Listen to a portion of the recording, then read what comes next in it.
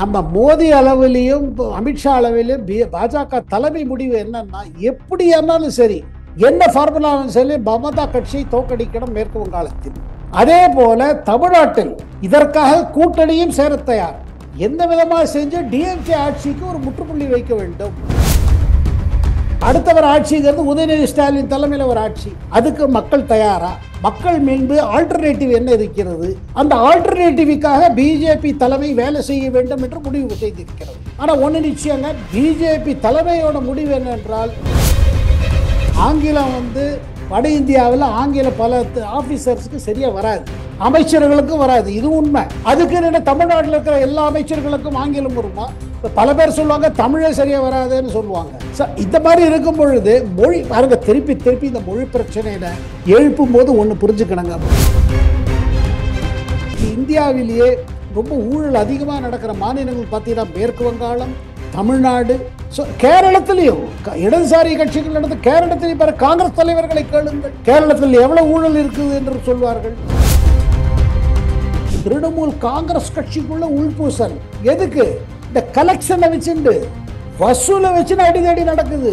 ஒரு திரிணாமுல் காங்கிரஸ் தலைவர் இன்னொரு காங்கிரஸ் தலைவரை சுட்டுறாரு, பணம் வசூல் பண்ணி அதை பங்கு சண்டை வருது. அவ்வளவு தூரத்துக்கு இன்னைக்கு ஊழல் இருக்குது மேற்கு வங்காளத்தில்.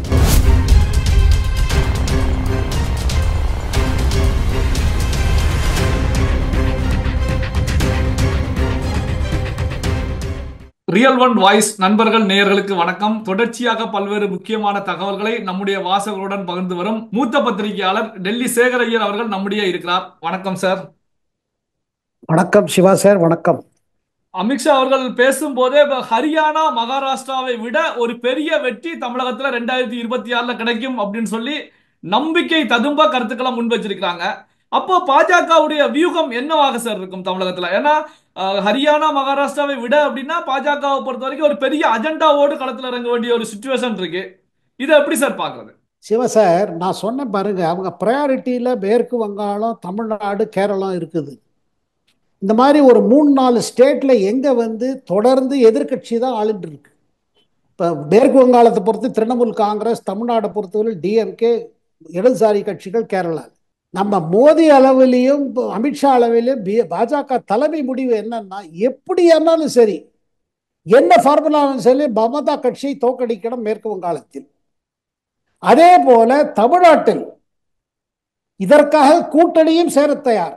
எந்த விதமாக செஞ்சு டிஎம்கே ஆட்சிக்கு ஒரு முற்றுப்புள்ளி வைக்க வேண்டும். இன்று மக்கள் தமிழ்நாட்டில் ஒரு சேஞ்ச் எதிர்பார்க்கிறார்கள், ஒரு மாற்றத்துக்காக அவளுடன் இருக்கிறார்கள் அப்படின்னு அவங்களுக்கு ஒரு ஃபீட்பேக் வந்துட்டு இருக்கு.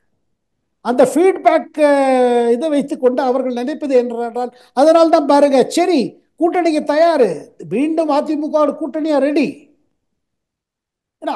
பாருங்க, இது எதிர்கட்சிகள் எல்லாரும் சொல்றாங்க டிஎம்கே ஆட்சி பத்தி, இனிமே இது இவங்களுக்கு இன்னொரு சான்ஸ் கொடுத்தா தமிழ்நாடு ரொம்ப பின்தாங்கிடும், தமிழ்நாடுக்கு நல்லது இல்லை அப்படின்னு எல்லாருக்கும் இது எல்லாரோட கருத்து. அதே கூட்டணியிலே பல பேர் என்ன யோசிக்கிறாங்க, இந்த 5 ஆண்டு காலம் பார்த்துட்டாங்க ஆட்சி என்னன்னு. இப்ப அடுத்தவர் ஆட்சிங்கிறது உதயநிதி ஸ்டாலின் தலைமையில் ஒரு ஆட்சி. அதுக்கு மக்கள் தயாரா?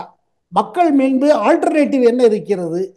அந்த ஆல்டர்னேட்டிவுக்காக பிஜேபி தலைமை வேலை செய்ய வேண்டும் என்று முடிவு செய்திருக்கிறது. ஆனா ஒன்று நிச்சயங்க, பிஜேபி தலைமையோட முடிவு என்னென்றால், முற்றுப்புள்ளி வைக்க வேண்டும் டிஎம்கே ஆட்சி. சார், இப்போ 1956 சட்டமன்றத்தில் இயற்றப்பட்ட சட்டத்தின்படி ஆட்சி மொழி தமிழ் மொழி. அப்போ அரசு அலுவலகங்கள்ல படிவங்கள், ஆவணங்கள் எல்லாமே தமிழ்ல இருக்கணும் அப்படிங்கிறதா அந்த சட்டத்துடைய சாராம்சம். ஆனா இப்போ பாத்தீங்க அப்படின்னா, இந்தி மொழியை எதிர்க்கக்கூடிய திமுக தமிழகத்தில் ஆட்சியில இருக்கும் போது போக்குவரத்து துறையில வெஹிக்கிள் லாக் ஷீட்டை பொறுத்த வரைக்கும் ஆங்கிலத்துல கொடுக்கப்பட்டிருக்கு.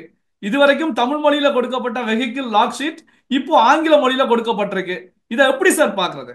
இது பாருங்க, இது கிளரிக்கல் லெவல்ல ஏற்பட்டிருக்கிற ஒரு இதுவா இருக்கும். இது பெரிய மேலெடுத்த முடிவு என்று நான் கருத மாட்டேன். இதை வச்சுட்டு இதை எல்லாரும் இதை விமர்சிக்கலாம். இது முதல்வர் பார்க்கலையா, இல்ல நம்ம டிரான்ஸ்போர்ட் மினிஸ்டர் என்ன பண்ணிட்டு இருந்தாரு, இதெல்லாம் இது அப்படி போறதை விட யோசிக்க வேண்டியது என்னன்னா, இங்கதான் மொழியை வச்சுன்னு நம்ம பேசக்கூடிய விவாதமே இருக்குது. மொழி என்பது என்ன? ஒரு மொழிங்கிறது கம்யூனிகேஷன். இப்ப லாக் ஷீட் ஆங்கிலத்தில் இருந்தாலும் ஒன்றும் பிரச்சனை இல்லை, தமிழ்ல இருந்தாலும் தமிழ்ல இருந்தா சுலபமா இருக்கலாம், தமிழ் இல்லை ஆங்கிலத்தில் இருக்கு, இது பெரிய இஷ்யூ கிடையாது. ஆனா அதே நேரத்தில் இவ்வளவு தமிழ் பற்று, தமிழ் மொழி, தமிழ் இது சொல்லிக்கிற தமிழ்நாடு அரசு எந்த மொழியை நம்ம ஏற்றுக்க மாட்டோம், தமிழ் தான் முக்கியத்துவம் சொல்லிட்டு இது எப்படி தான் கேட்குறாங்க. அதாவது என்னன்னா, அரசியலுக்காக மொழி பற்றி காண்பிக்கிறவர்கள் செயல்முறையில் அந்த மாதிரி இல்லை. என்ன கேட்டீங்கன்னா, தமிழ் ஆங்கிலம், தமிழ்ல ஒரு லாக் ஷீட் இங்கிலீஷ்ல வந்ததுனால பெரிய தவறு ஏற்பட்டது நான் சொல்ல மாட்டேன். ஏன்னா ஆங்கிலத்தில் வந்தாலும் வேலை ஆகும், எல்லாருக்கும் ஆங்கிலத்தில் படித்து பிடித்துக் கொள்வார்கள், ஒன்றும் பிரச்சனை கிடையாது. ஆனால் அதே நேரத்தில் எந்த அரசு தமிழ் மொழியை இவ்வளவு ஒரு பொலிட்டிக்கல் இஷ்யூ பண்ணி இவ்வளவு இது பண்ணும் பொழுது இது எப்படி நடந்ததுன்னு ஒரு கேள்வி. இதை எதிர்கட்சிகள் இதை சுற்றி காட்டும் போது இது ஒரு ஆச்சரியப்படுறதுக்கு இல்லை. இல்ல, இதே விஷயத்தை பொறுத்த வரைக்கும் ஒரு டெக்னிக்கல் எரர் அப்படிங்கிற அடிப்படையில பாஜக செய்திருந்தால் எப்படி இருந்திருக்கும்? ஐயோ, பாஜக சைட்ல இருந்தா ரொம்ப ஒரு பெரிய இதை எடுத்து விட்டீங்க. அப்போ இது வேணுட்டு செய்யப்பட்டிருக்கு, இது திணிப்பு. நான் ஒன்று சொல்றேங்க, பல முறை என்ன ஆகுது, நான் ஒரு ப்ராக்டிக்கலாக, ஏன்னா நான் டெல்லியில பார்க்க பொழுது பல முறை ஒரு கடிதாசி வருவது மாநில அரசிலிருந்து வருகிறது கடிதம். இங்கே பார்க்கும் பொழுது அவங்க சரியா இது பண்ணாம, இது தமிழ்நாட்டிலேருந்து வந்திருக்கிற கம்யூனிகேஷன் இல்லை, ஒரு தமிழ்நாடு உறுப்பினர் சட்டமன்ற உறுப்பினரோ இல்லை பாராளுமன்ற உறுப்பினரோ ஒரு கடிதம் எழுதியிருக்காரு வச்சுக்கோ, ரிப்ளை போகும்போது பை மிஸ்டேக் ஆங்கிலத்தில் போகாம இந்தியில் போய் விடுகிறது. இது அந்த கன்சர்ன்ட் ஆபீசர் யார் டீல் பண்றாரோ அவர் செய்யற ஒரு ஒரு லேக், ஒரு என்ன சொல்றது, ஒரு கேர்லெஸ்னஸ், ஒரு கவனக்குறைவு. வேர்டு ஒரு ஹிந்தியில் அனுப்பணும்னு அனுப்ப மாட்டாங்க. பட் அப்புறம் இங்க ஒரு இங்க பாருங்க, ஆங்கிலம் வட இந்தியாவில் ஆங்கிலம் பல ஆபீசர்ஸுக்கு சரியா வராது, அமைச்சர்களுக்கும் வராது, இது உண்மை.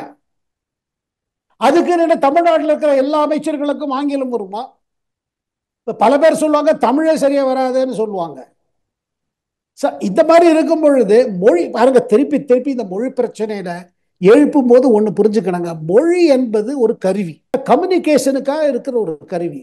இதுல அரசியல் செய்து இதை பெரிதாக்கி இது பண்ணீங்கன்னா அப்ப இந்த மாதிரி ஒரு சம்பவங்களும் வரும். இங்க பாருங்க, லாக் ஷீட் இப்போ இன்னைக்கு எவ்வளவு பெரிய நியூஸ் ஆயிடுச்சு இது. சார், இப்போ மேற்கு வங்கத்துல 2021 ஆசிரியர் நியமன ஊழல் அப்படிங்கிற நிலையில சிபிஐ பொறுத்த வரைக்கும் மேற்கு வங்க முதலமைச்சர் மம்தா பானர்ஜி அவருடைய மருமகன் அபிஷேக் பானர்ஜி அவருடைய பேரும் சேர்க்கப்பட்டு குற்றப்பத்திரிகை தாக்கல் செய்திருக்காங்க. இதை எப்படி சார் பாக்குறீங்க? இல்லைங்க, அதுல அந்த மேட்டர் பாருங்க, ரொம்ப சீரியஸ் மேட்டர். இப்போ பள்ளிக்கூடம் விவரத்தில் இப்போ ஆசிரியர்கள் நியமனத்தில் பாருங்க, பல பேர்கிட்ட இந்த பணத்தை வாங்கி, அதில் தான் இந்த பார்த்தா சாட்டர்ஜின்னு ஒரு அமைச்சர் இருந்தார், அவர் வீட்டிலேருந்து 55 கோடி ரொக்கம் கேஷ் கிடைத்தது. அவ்வளோ பெரிய ஊழல். அதாவது அதில் என்னென்ன, பல பேருக்கு வேலை கொடுக்கல, நகைகள்லாம் வாங்கிட்டாங்க ஊழலாக. அதாவது லஞ்சமாக நகைகளை வாங்கிட்டு, லஞ்சமாக நிலத்தை வாங்கிட்டு வேலையும் கொடுக்கல. இப்போ அதே தான் மேட்ரு இங்கே நம்ம செந்தில் பாலாஜி கேஸ்ல இருக்குது. பணத்தை வாங்கிட்டாங்க, வேலை கொடுக்கலன்னு தான் அவர் மேலே குற்றச்சாட்டு போக்குவரத்து கழகத்தில். இதே அது பெரிய கேஸுங்க. ஆனால் ஒன்றுங்க, இன்னைக்கு இந்தியாவிலேயே ரொம்ப ஊழல் அதிகமாக நடக்கிற மாநிலங்கள் பார்த்தீங்கன்னா மேற்கு வங்காளம், தமிழ்நாடு, ஸோ கேரளத்திலையும் இடதுசாரி கட்சிகள் நடந்த கேரளத்திலையும் பாரு, காங்கிரஸ் தலைவர்களை கேளுங்கள், கேரளத்தில் எவ்வளவு ஊழல் இருக்குது என்று சொல்வார்கள். அதாவது பாஜக எதிர்த்திருப்பதனால இல்லை, எதிர்க்கிற கட்சிகள் அனைத்து கட்சிகளுமோ ஆட்சிகளோ ரொம்ப நல்ல ஆட்சி கிடையாது.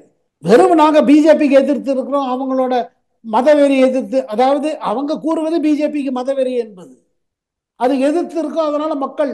ஆனால் அதே நேரத்தில் ஊழலை பற்றி கேள்வி வரும்பொழுது இவர்கள் பதில் சொல்ல முடியாமல் தவிக்கிறார்கள். அதனால்தான் மமதா பானர்ஜி போல தலைவர்களோ இல்லை ஸ்டாலின் போல தலைவர்களோ என்ன சொல்லுவது தெரியவில்லை. அது மமதா முறை பார்த்தீங்கன்னா மூன்று டேர்ம் ஆயிடுச்சுங்க. 2011 ஆட்சி இருக்குது. இடதுசாரி கட்சிகள் செய்த குற்றங்கள், குழப்பங்கள், ஊழல்களுக்கு அதை மாற்றுவதற்காக, மேற்கு வங்காளத்தை மாற்றுவதற்காக வந்தாங்க மம்தா பானர்ஜி. ஆனால் இன்று மேற்கு வங்காளத்தில் நிலைமை என்ன பாருங்க, எங்க ஊழல். அண்ட் எல்லாத்தோட பெரிய விஷயம் சிவா சார், திரிணாமுல் காங்கிரஸ் கட்சிக்குள்ள உள்பூசல். எதுக்கு? இந்த கலெக்ஷனை வச்சுண்டு, வசூலை வச்சு அடிதடி நடக்குது. ஒரு திரிணாமுல் காங்கிரஸ் தலைவர் இன்னொரு காங்கிரஸ் தலைவரை சுட்டுறாரு, பண வசூல் பண்ணி அதை பங்கு சண்டை வருது. அவ்வளவு தூரத்துக்கு இன்னைக்கு ஊழல் இருக்கிறது மேற்கு வங்காளத்தில். சார், இப்போ தமிழக காங்கிரஸ் தலைவர் செல்வ பிறந்தகைக்கு எதிராக ஒரு டீம் டெல்லியில முகாமிட்டு இருந்தாங்க. ஆனா இறுதி வரைக்கும் ராகுல் காந்தி, மல்லிகார்ஜுன் கார்கே போன்ற தலைவர்களை சந்திக்க முடியல, அவங்க அவாய்ட் பண்ணிட்டாங்க. பிரியங்கா காந்தியை சந்தித்து திரும்பி இருந்தாங்க. இப்படியான சூழ்நிலையில் தான் திருநாவுக்கரசர் அவர்கள் இப்போ டெல்லியில முகாமிட்டு இருக்காங்க. சோ இப்போ டெல்லி காங்கிரஸ்ல தமிழகம் குறித்து என்ன சார் நடந்துட்டு இருக்கு? இல்லைங்க, முதல்ல ராகுல் காந்தி பாராளுமன்ற தேர்தலுக்கு பிறகு ஒரு மெசேஜ் என்ன கொடுத்தாரு? நீ கொஞ்சம் ஆக்டிவ் ஆயிடுங்க. ஆக்டிவ் ஆனாதான் நீங்க நல்ல தமிழ்நாடு காங்கிரஸ் கமிட்டி படுத்து தூங்குறதுன்னு ராகுல் காந்திக்கு சோனியா காந்தியே முதல்ல சொன்னாங்க. உங்களுக்கு அக்டோபர் 2023 ஒரு தினம் சென்னை வந்த பொழுது சோனியா காந்தி கிட்ட சோனியா காந்தி தமிழ்நாடு காங்கிரஸ் செயல்படுவதில்லை பார்த்துட்டு அவங்களே அதிர்ச்சி ஆயிட்டாங்க. என்ன டிஎன்சிசி ஒண்ணுமே ஒரு மீட்டிங் கிடையாது, ஒன்றும் கிடையாது, என்னமே ஆக்டிவிட்டியே இல்லாம எப்ப பார்த்தாலும் ஒருத்தருக்கு ஒருத்தர் புகார் கொடுத்துட்டு இருக்காங்க, வழியே ஒன்றும் செயல்படுறது இல்லைன்னு. அப்புறம் கர்கே சொல்லி கர்கே மெசேஜ் கொடுத்தாரு. அதுக்கு பிறகு இவரை மாற்றப்பட்டார், செல்வ பெருந்தொகை வந்தார்.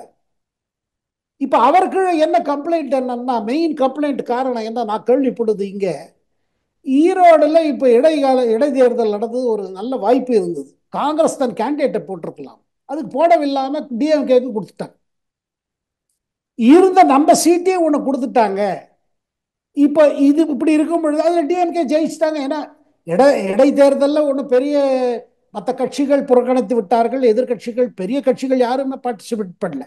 ஆனால் காங்கிரஸ் அந்த சீட்டை ஏன் கண்டெஸ்ட் பண்ணியிருக்க கூடாது? நமக்கு ஒரு எம்எல்ஏ மீண்டும் வந்திருப்பாரு. அதை விட்டு கொடுத்தது மேலிடத்திலும் தோணுது, ஏன் இப்படி விட்டு கொடுத்தாங்க? அப்போ இப்ப இருக்கிற காங்கிரஸ் தலைமை தமிழ்நாட்டில் அது என்ன, ஸ்டாலினுக்கு ஜால்ரா அடிக்கிறதுல இருக்காங்களா, இல்ல காங்கிரஸோட இன்ட்ரெஸ்ட்டை ப்ரொடெக்ட் பண்றதுக்கு ஏதாவது செய்யறாங்களான்னு ஒரு கேள்வி வருது. பட் அதே நேரத்தில் ஒன்று புரிஞ்சுக்கணும் சிவாசே, ராகுல் காந்தி எது செஞ்சாலும் ஸ்டாலினுக்கு எதிர்த்து செய்ய மாட்டார். டிஎம்கே இது ஆனா கட்சிக்குள்ள சொல்றாங்க, இங்க பாருங்க டிஎம்கே நிலைமை சரியில்லை, இந்த கூட்டணி நிலைமை சரியில்லை, வரப்போற ஒரு ஆண்டு காலத்தில் இன்னும் மோசமா தான் போகுது, அடுத்த தேர்தலை சந்திக்கிறதுக்கு முன்னாடி நம்ம பார்க்கணும் வேற ஏதாவது நமக்கு கூட்டணிக்கு சான்ஸ் இருக்கான்னு பார்க்கணும். ஆக்டர் விஜய் வந்துட்டாரு ஃபீல்டில், அண்ணாமலை மீண்டும் ஆக்டிவா இருக்காரு.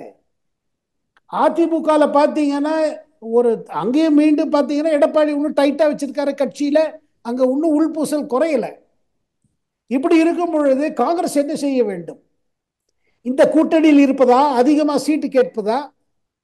அண்ட் இவர் இருக்கிறவரில் அதிக சீட்டு வராதுன்னு நினைக்கிறாங்க பல பேர். செல்வ பெருந்தகை இருக்கிறவர்கள் நமக்கு சீட்டு கொடுக்க மாட்டாங்க, அவர் ஸ்டாலின் பேசி என்ன கொடுக்குற வாங்கிட்டு சல்யூட் அடிச்சுட்டு வந்துருவாரு அப்படின்னு ஒரு இது குறை இருக்குது.